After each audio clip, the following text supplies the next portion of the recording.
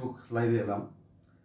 তো আজকে যে বিষয়টা নিয়ে আলোচনা করতে চাইছি, চাকরিজীবী, যে সমস্ত চাকরিজীবী আছে, আমাদের জঙ্গলমহলের কথাই বলছি, কিংবা উত্তরবঙ্গের প্রত্যন্ত যে এলাকাগুলো আছে তাদের কথা। যা হোক, আমি জঙ্গলমহলটাকে ফোকাস এরিয়া যেহেতু আমার, সেটাকে নিয়েই বলতে চাইছি। চাকরিজীবীদের অবদান কতখানা সমাজের উন্নতির ক্ষেত্রে। যদি জঙ্গলমহলের কথা আমরা বলি, জঙ্গলমহলে দুটো জাতি অন্যতম, এখানে আমরা কম বেশি আপনারা জানেন। একটি হচ্ছে সাঁওতাল আর একটি হচ্ছে মাহাতো। এই দুটি জাতি মোটামুটি এখানের ক্ষেত্রে মেইন প্রমিনেন্ট। এবং প্রথম জাতি যেটা হচ্ছে সাঁওতাল, তাদের ক্ষেত্রে চাকরির ক্ষেত্রে বর্তমান যেটা আছে আদিবাসীদের মধ্যে 6% রিজার্ভেশন পশ্চিমবঙ্গে একটা বরাদ্দ আছে। যদিও সেই বরাদ্দের এখন পর্যন্ত আমাদের যা স্ট্যাটিস্টিক্স জানি, 4.3% ফিল আপ হয়েছে। মানে 6% এখনো পর্যন্ত স্বাধীনতার এই এত বছর 75 বছরও কিন্তু সেটা ফিল আপ হয়নি। যাই হোক, 4.3% লোকে চাকরি দেওয়া হয়েছে।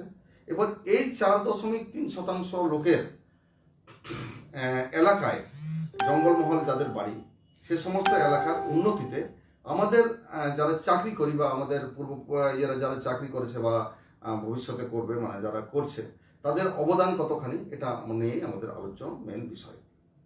এখন কুর্মীদের ক্ষেত্রে যদি বলা হয়, কুর্মীদের ক্ষেত্রে কুর্মী আদিবাসীদের চাকরির হার কিন্তু খুবই কম। কারণ হচ্ছে যেহেতু 1932 সালের খতিয়ানে এরা আদিবাসী ছিল, তারপর বিভিন্ন ইস্যুতে নিজেরা যেভাবেই হোক সেখান থেকে মানে বার করা হয় বা যেটাই হোক না কেন। তো যাই হোক, ধর্মটা এখানে ইস্যু নয়। কারণ যদি বলেন যে হরি মন্দির করতো, কারণ আদিবাসী বা সাঁওতাল এমন কোনো বাড়ি নেই যে হরি বল ছাড়া তার কোনো কাজ হয় বাড়ি। তো যাই হোক, আমি এই ধর্মের চক্করে যাচ্ছি না। আমরা সবাই কম বেশি আমাদের যে হিন্দুর কালচার আছে, দুর্গাপূজা, কালী পূজা, সে সাঁওতাল থেকে শুরু করে প্রতিটি ইয়েই করে আমরা থাকি। এবং বর্তমানে সচেতনতার ক্ষেত্রে যেমন হচ্ছে সাঁওতাল আমাদের জাহের বঙ্গাতে মোটামুটি, যদিও টুকটাক যেটা আছে, তো কুর্মীরা বর্তমান তাদের যে জাহের স্থান, পাহাড়, সরহাই, কারাম এগুলো করছে, এটা একটা ভালো দিক। তো যাই হোক, আমি এটাকে ইস্যু হিসেবে আনতে চাইছি না। আমার যে ইস্যুটা হচ্ছে যে চাকরিজীবীদের, আমাদের মতো যারা চাকরিজীবী বা আমাদের পূর্বতন যারা চাকরি করেছে, তাদের অবদান কতখানা জঙ্গলমহলের উন্নতির ক্ষেত্রে। দেখুন, আমি এখানে দুজনের উদাহরণ আমি সামনে আনছি। এক হচ্ছে, আজকে হচ্ছে আমি পুরুলিয়ার একজন, যাই হোক আপনারা সবাই চেনেন, প্রখ্যাত ব্যক্তিত্ব, যাই হোক মোটামুটি আমাদের সাংগঠনিক লিডার মিতন টুডু মহাশয়, ওনার কথা বলছি। আর দ্বিতীয়ত আমার কথা বলছি। আমাদের দুজনেরই মোটামুটি অবস্থা আপনাদের জানাচ্ছি। এখন মিতন বাবু, উনি চাকরি সূত্রে হাওড়াতে থাকেন, সাঁতরাগাছি বা হাওড়া সাঁতরাগাছি এই বেল্টের মধ্যে থাকেন। ওনার বাড়ি কিন্তু পুরুলিয়া কাশীপুর ব্লক ইয়েতে বাড়ি।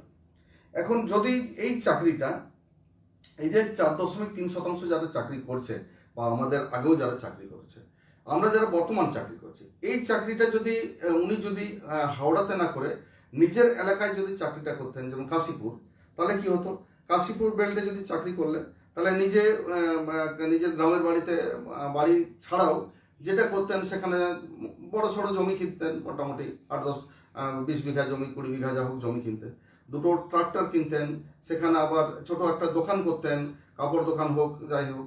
এবং এখানে একটা লট অফ আমাদের যারা লোকাল আদিবাসী কামার কুমোর মাহাতো যারা লোকাল আছে, তাদের মধ্যে এটা চলতো, এটা হতো, মানে তারা এই বেনিফিটটা পেত।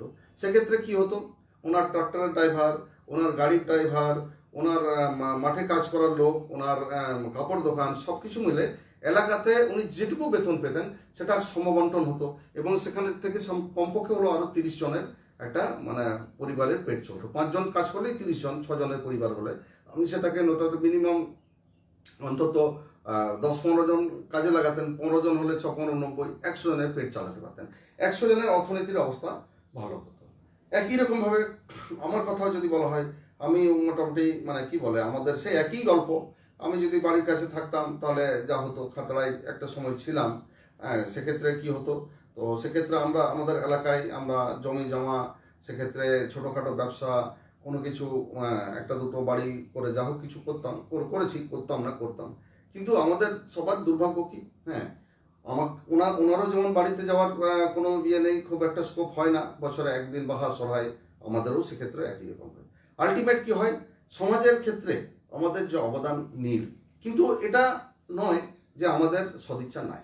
এখন যদি আপনি এখানকার পরিস্থিতি দেখেন, আমাদের পরিস্থিতি, আমি আমার বিতন টুডুর মতো আমি সবার কথাই বলছি যারা চাকরি করছেন পশ্চিমবঙ্গের বিভিন্ন প্রান্তে, সবার কথাই যদি বলা হয়, তাহলে একটা জিনিস কি হয়, আমরা যদি দিনের মাথায় 100 টাকা রোজগার করি, যা হোক মোটামুটি আমরা মাসের শেষে যাই হোক আর কি, সেই 100 টাকার 90 টাকায় কিন্তু আমাদের সব কিছু চলে যায়, আমাদের হাতে 10 টাকাও মোটামুটি মানে সঞ্চয় যদি বলেন আপনি, সেটা জিপিএফ কিপিএফ সেভিংস যেগুলো হাতে পায় না সেরকম থাকে।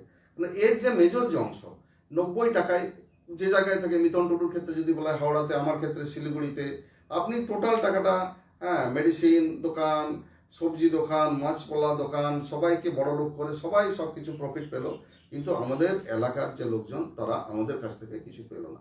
আমরা যখন সরহাই বা সাকরাত, যখন কালী পূজা কি কোনো কিছু হয়, সরহাই হচ্ছে, আমরা যাচ্ছি, সেই সরহাই গিয়ে কি হয়, আমরা যখন সেখানে পৌঁছাই আমাদের হাতে না থাকে টাকা, কারণ কোনো টাকা তো আমাদের সমাজকে তার মতো থাকে না, আমরা তো নিঃস্ব হয়ে চলে যাই সেখানে। নিঃস্ব হয়ে আমরা নিয়ম রক্ষার্থে 2-4টা কাপড় কেনার পর আমরা যখন ফেরত আসি, তখন আমাদের হাতে 1 টাকা পয়সাও থাকে না, রীতিমতো আমাদের ধার দেনা করে আসতে হয়। আর কোথায় থাকতে আমাদের জানেন, আমাদের থাকতে হয় আমাদের নিজের বাড়িঘর, যেমনই হোক, আমার মাটির বাড়ি, আমার টিনের চাল, আমার যেমন বাড়ি হোক, আমার বাড়ি কিন্তু আমারই বাড়ি, আমার আম গাছ, আমার বেগুন গাছ, এগুলো নিয়ে আমার সংসার। সেগুলো ছেড়ে কোথায় থাকতে হয় না, শহরতলির কোনো ঘিঞ্জিতে, সেখানে ঘর মালিকের সকালবেলা একরকম কথা শোনাবে, বিকেলবেলা জল কেন বেশি খরচ হলো, জুতো কেন চাপটা এলো, আপনারা জানেন কি যন্ত্রণার জীবন। তো আপনাদের কি একবারও সত্যিই মনে হয় যে আপনারা ধারণা করেন যে বর্তমান যারা প্রশাসনিক পদে থাকেন বা যাদের মর্জি, তাদের জঙ্গলমহল আদিবাসী বা জঙ্গলমহল কিংবা আদিবাসী কিংবা আমাদের যে মাহাতো কি যাই বলি আমাদের, মানে তাদের উন্নতি করার কোনো সদিচ্ছা আছে? আপনারা দেখেছেন যখন কোনো পরীক্ষা হয়, না যাই হোক না কেন, মাস্টার হোক, অমুক হোক, সিভিক হোক, যাই ধরুন না কেন, ম্যাক্সিমাম চাকরির কোথা থেকে যায়, হ্যাঁ, পুরুলিয়ার কথা যদি বলা হয়, পুরুলিয়ার ক্ষেত্রে চাকরি হয় আপনার 24 পরগনা, নয় হচ্ছে মেদিনীপুর। কারণ এই চাকরি দেওয়ার ক্ষেত্রে আপনার আমার তো কোনো হাত নেই। যাদের একচেটিয়া যারা হাত, যে যারা 300 টাকার বালিকে, হ্যাঁ, আমরা যাদের 300 টাকা 500 টাকার বালিকে 5,000 টাকা 10,000 টাকায় বিক্রি করে কলকাতায়, তার সম্পূর্ণ এটা ভোগ করে, সেখানে তো আমাদের কিছু করার নেই। এখন সেক্ষেত্রে আমাদের যে বর্তমান যুব সমাজ যারা দেখি আমরা, যুব সমাজের যারা দেখি, যারা চাকরি তো অবশ্যই দরকার আছে, চাকরি তো নিজেদের এলাকায় চাকরি করতে হবে, এবং সেই চাকরিটা অবশ্যই হতে হবে নিজের এলাকায়।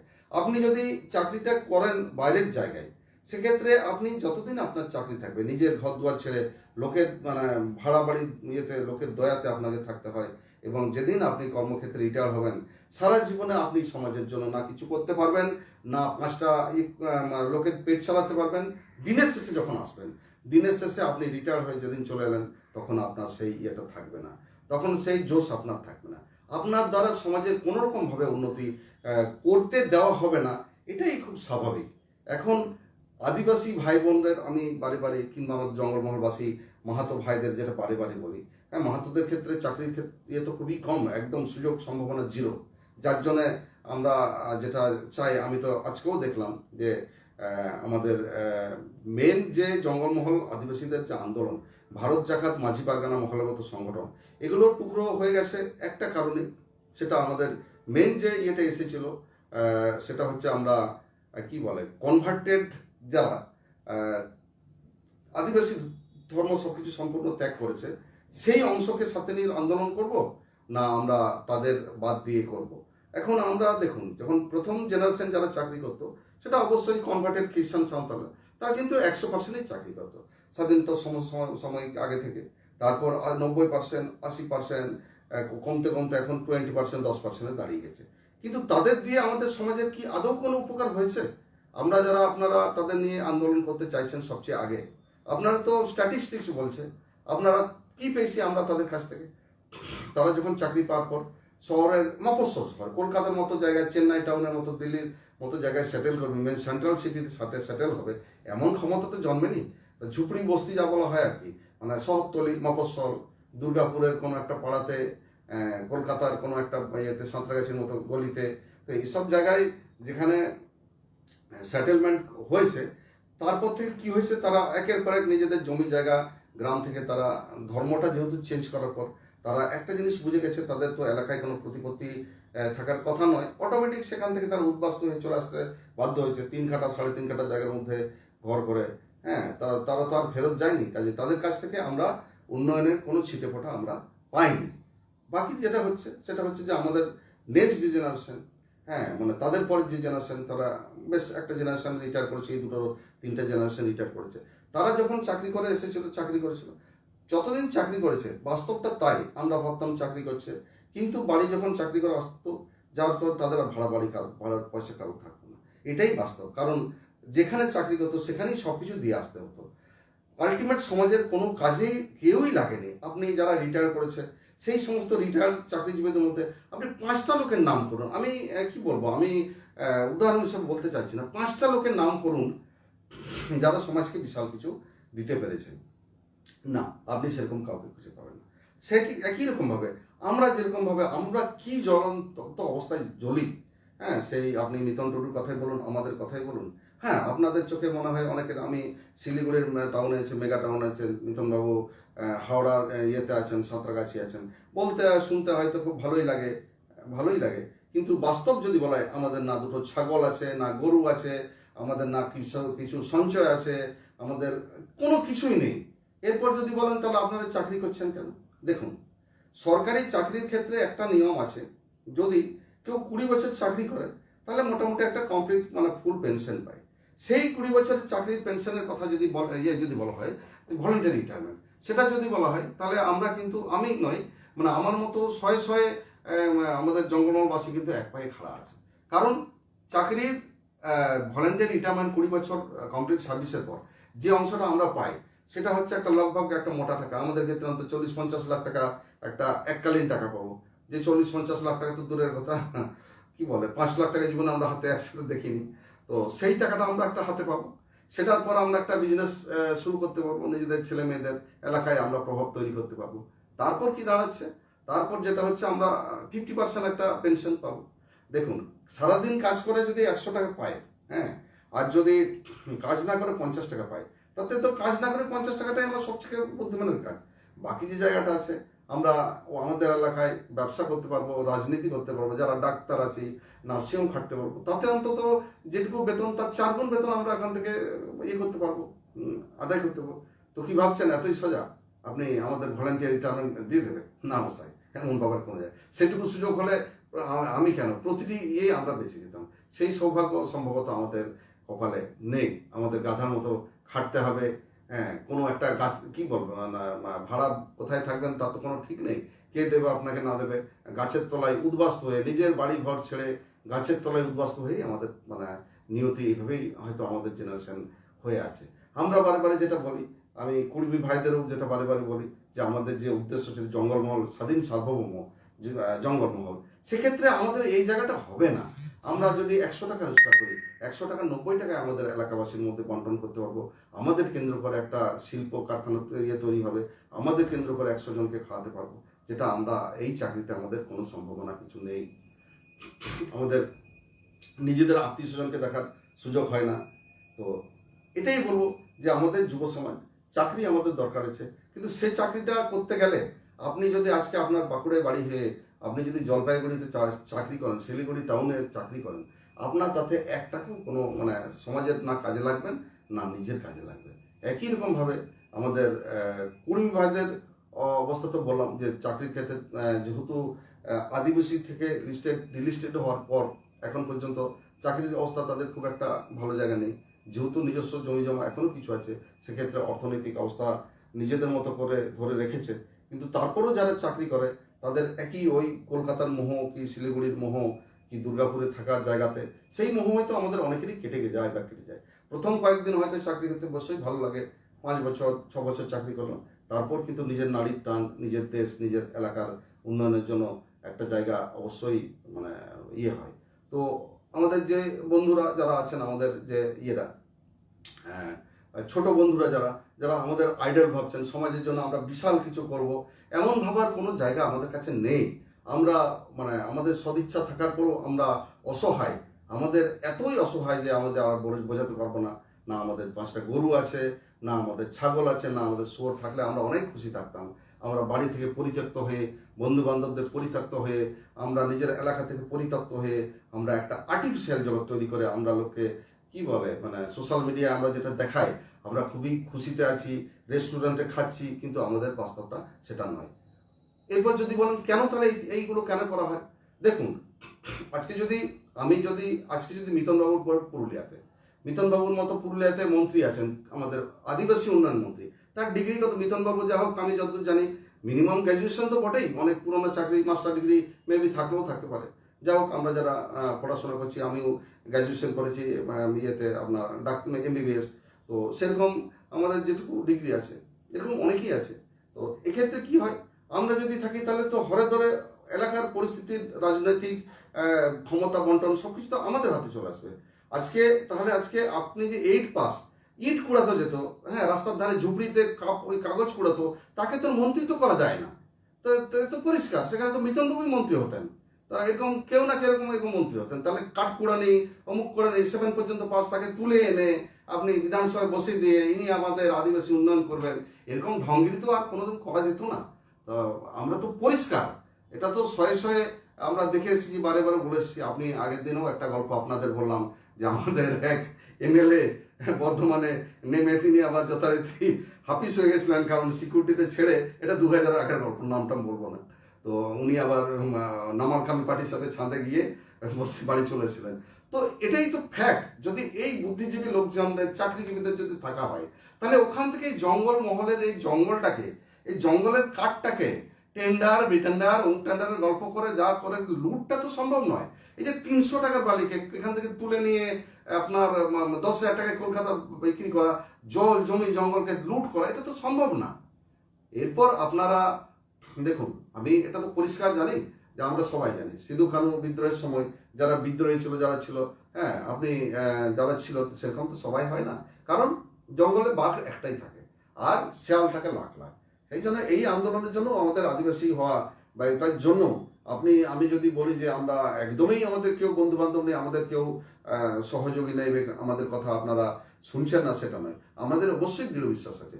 5টা অন্তত জঙ্গলমহলে আদিবাসী ছেলে পাবো, 5টা সাঁওতাল, 5টা আমাদের মুন্ডা, 5টা কুর্মী মাহাতো, 5টা বাউরি, এবং এই 5 থেকে 10 জন যদি থাকে, 25 জন থাকে, এরাই কিন্তু সম্পূর্ণ জঙ্গলমহলকে পাল্টে দিতে পারে। কারণ আমরা দেখেছি যখন ঝাড়খণ্ড আন্দোলন হয়েছিল, আমার নিজের চোখে দেখা ছোটবেলায়, হ্যাঁ লালু বলেছিলেন আমার ইয়ের উপর দিয়ে ঝাড়খণ্ড হবে, সবের উপর দিয়ে। যা হোক লালুকে আর সব করতে হয়নি, লালু ওনার কি ঘাস না কি খাচ্ছেন, জেলে আছেন, কি কেলেঙ্কারি ঘাস না কি খেয়ে মানে যা হোক আর কি ওনার জায়গায় আছেন, উনি আটকাতে পারেননি। একই রকম পশ্চিমবঙ্গের যারা প্রশাসনিক ক্ষমতায় ছিল, হ্যাঁ যদিও ঢপগিরি করে সুবোধাস্তার মতো ছবি তুলে ভাষা করে দিচ্ছে লোক আছে, তো সেটা ছেড়ে দিলাম। তো শালখান বাবুর নেতৃত্ব, শালখান বাবুর যে কি বলা যায় আপনার বুদ্ধি, এটা প্রশংসা করতে হয়। তো এখানেও পশ্চিমবঙ্গেও সাঁওতালি ভাষা কত পরিশ্রম করে কতজন লোক ছিল সেখানে, হাজারখানেক লোক কাজ করতো, হাজারখানেক লোকই কিন্তু পরিস্থিতি পাল্টে দিয়েছিল, যার জন্য আজকে সাঁওতালিতে 2 লাখ 2.5 লাখ টাকা পর্যন্ত প্রফেসরের বেতন পাচ্ছে। তো যাই হোক, আপনারা যদি অন্তত 10 জনও যদি থাকে, 15 জন থাকে, এই 15 জনেই কিন্তু জঙ্গলমহলকে পরিবর্তন আনতে পারবেন। চাকরির দরকার আছে আমাদের, এই 6% নয়, যে মুহূর্তে আমাদের সামগ্রিক জঙ্গলমহল আসবে আমরাই সেখানে মেজরিটি হব। সেক্ষেত্রে অটোনোমাস কাউন্সিল হলে আমাদের ক্ষেত্রেই চাকরি থাকবে 80% উপর, আমাদের কারো লড়াই করার দরকার হবে না। সাঁওতাল আর কুর্মীকে লড়াই করার যে ফায়দাটা কলকাতার বাবুদের ব্যবসা করা আছে এবং কিছু এজেন্ট ছাড়া আছে, হ্যাঁ যদিও এজেন্টগুলো এখন অনেকটা মানে কি বলে ডিপ্রেস, এখন অনেকেই চাইছেন মাহাতোদের এই বিপদের সময় আমরা পাশে দাঁড়াই, বা সেক্ষেত্রে আমরা তাদের সহানুভূতি বা যা হোক আমাদের একটা ইয়ে আছেই, সামনে সহরায় আছে, আমরা একসাথেই করব, আমাদের একটা ভ্রাতৃত্ববোধ তো আছেই। তো যাই হোক, আগামী দিনে আমাদের এটাই হবে অটোনোমাস কাউন্সিল, যে কাউন্সিলে যেটুকুই আমরা কাজ জানি না, কেউ কাঠের মিস্ত্রি, কেউ ডাক্তার, কেউ মাস্টার, আমরা আমাদের এলাকায় আমাদের লোকজন সেবা দিতে চাই। আর আমরা এরকম উদ্বাস্তু হয়ে আমাদের দিনের শেষে মানে কি বলে না সমাজের জন্য, না কারোর জন্য, না নিজের পরিবারের জন্য এইভাবে উদ্বাস্ত হয়ে থাকতে আমরা আর চাই না। আমরা যে ভোগটা করেছি আমরা সেটা আপনাদের, আমাদের ভাই বোনদের, তোমাদের সেই ভোগটা যাতে না করতে হয়, সেজন্য আমাদের একটা এখন থেকে পরিকল্পনা আছে। যদি এটা নয় শুধু রমেশ কিস্কু একা বলছে সেটা নয়, সেটুকুই যদি হতো তাহলে আমি চিৎকার করে যে কথাগুলো বলছি সেটা বলতে পারতাম না। আপনারা যদি আমাকে ভালো না বাসতেন, আজকে আমি বাঁকুড়া গেলাম, যেটুকুই গেলাম, হ্যাঁ, খাতড়ায় গেলাম, সেখানে জঙ্গলমহল, যেখানে হোক আপনাদের যে ভালোবাসা, আপনারা উজাড় করে আমাদের সেই ভালোবাসা দেন, সেই বিশ্বাসটা আছে। তো সেইটুকু বিশ্বাস যখন আপনাদের আছে, আমরা আপনাদের তোমাদের ভালোর জন্য অন্তত এটুকু বলবো যে ভ্রান্ত রাজনীতি, হ্যাঁ, বিভাজনের রাজনীতি, এগুলো ছেড়ে নিজেদের স্বাধীন সার্বভৌম আমাদের স্কুল আমরা তৈরি করব, আমাদের কলেজ আমরা চলবো, আমাদের হসপিটাল আমরা করব। এছাড়া আমাদের কাছে আর দ্বিতীয় রাস্তা নেই। কারণ আমরা অসম্ভব রকমভাবে কি বলবো, মানে মানে আমাদের সাকরাত হচ্ছে, সরাই হচ্ছে। যেদিন সরাই হয় সেদিন শুধু চোখ থেকে জল পড়ে। যেদিন সাকরাত যে খুঁটান যখন আমাদের ইয়ে হয়, সেদিন আমাদের শুধু চোখ থেকে জল পড়ে, আমাদের কিছু করার থাকে না। তো যাই হোক, আমাদের অনুভূতিটা বোঝার চেষ্টা করুন। সবাইকে আরেকবার ধন্যবাদ, জোহার জানিয়ে এখানেই শেষ করছি। নমস্কার।